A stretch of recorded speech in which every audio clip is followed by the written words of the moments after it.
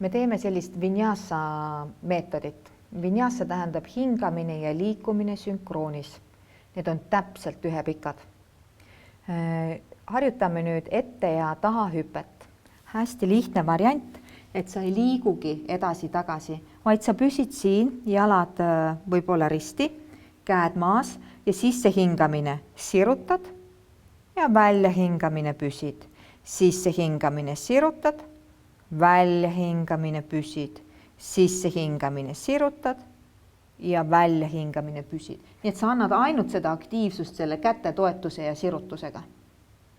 Nüüd, kes hakkavad tegema rohkem, siis sisse hingamine, toeta käed maha, tõsta, välja hingamine, käed ette ja hüppad siit alla.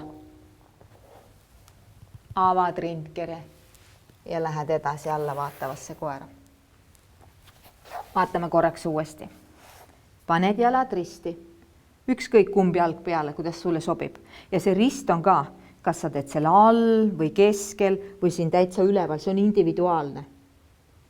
Sa toetad käed ette poole, hoiad jalad maast lahti, hingad sisse ja tuled hooga siia jalgade peale.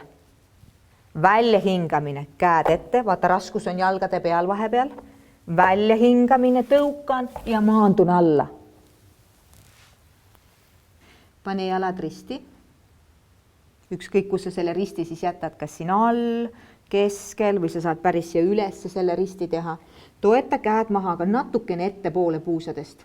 Et sa teed nagu kiigu siin, sisse hingates tuled jalgade peale, kätega natuke toetad. Välja hingates, pane käed ette ja astu alla. Pane põlved maha, lähed kätekõverdusse.